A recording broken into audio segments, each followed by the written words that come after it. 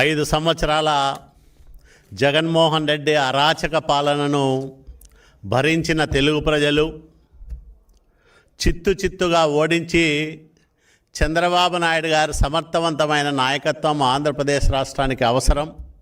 అట్లాగే పవన్ కళ్యాణ్ గారి పట్టుదల ఈ రాష్ట్ర అభివృద్ధికి అత్యవసరమని గ్రహించి భారతీయ జనతా పార్టీ ఆశీస్సులతో ఏర్పాటైన ఎన్డీఏ కూటమికి అఖండమైన విజయాన్ని, అపురూపమైన విజయాన్ని, అపూర్వమైన విజయాన్ని అందించిన నేపథ్యంలో జరిగిన తొలి పాలిట్ బ్యూరో సమావేశంలో ఈ విజయానికి కారకులైన అందరికీ ధన్యవాదాలు, కృతజ్ఞతలు తెలియజేస్తూ గొప్ప నమ్మకంతో, ఎన్నో ఆశలతో ఎన్డీఏ ప్రభుత్వాన్ని ఏర్పాటు చేసుకున్న ప్రజల ఆశలకు, ఆశయాలకు అనుగుణంగా ప్రజారంజకమైన పరిపాలనను సాగిస్తూనే పార్టీని ప్రభుత్వంతో అనుసంధానం చేస్తూ, పార్టీ నాయకులు, కార్యకర్తల ఆలోచనలకు విలువ ఇస్తూ ప్రభుత్వంలో తగిన ప్రజా ఉపయోగమైన నిర్ణయాలు తీసుకునేదానికి ఒక చక్కటి వాతావరణాన్ని కల్పించాలని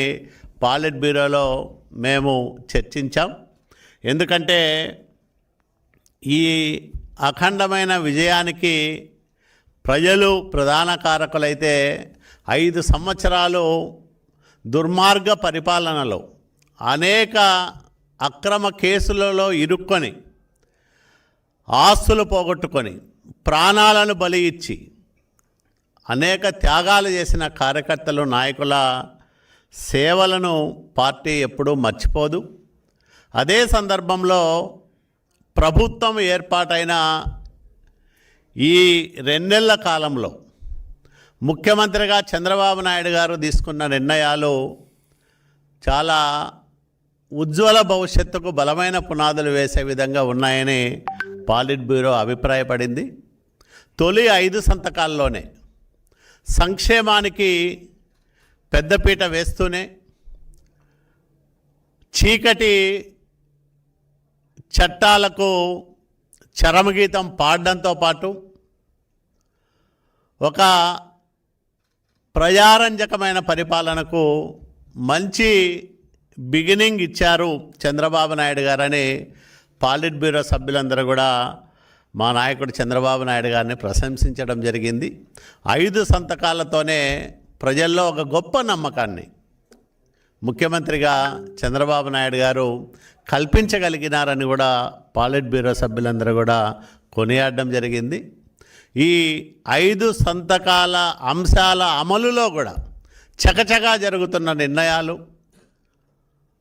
ప్రజలు, ముఖ్యంగా నిరుద్యోగులు, రైతులు, వీటి వల్ల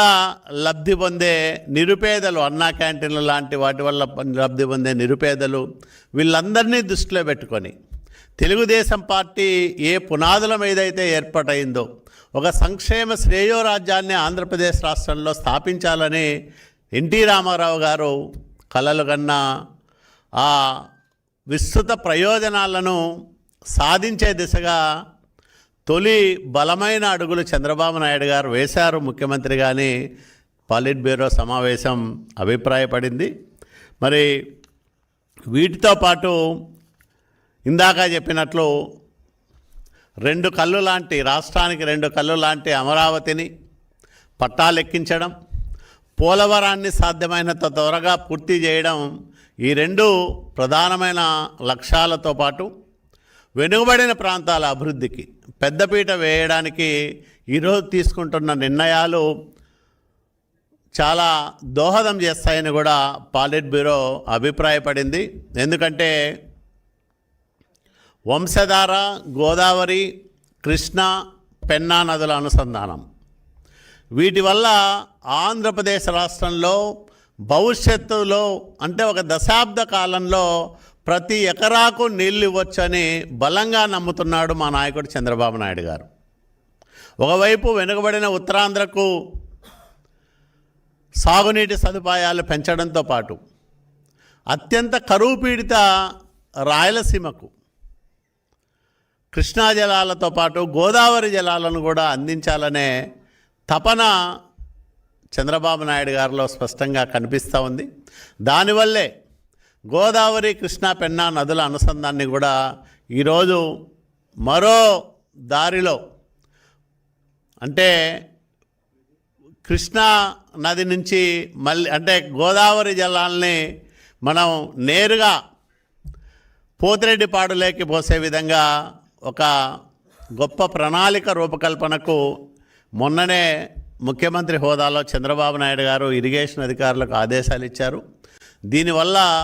శతాబ్దాల కరువుతో చిక్కి శల్యమైపోయిన రాయలసీమకు ఉజ్వలమైన భవిష్యత్తు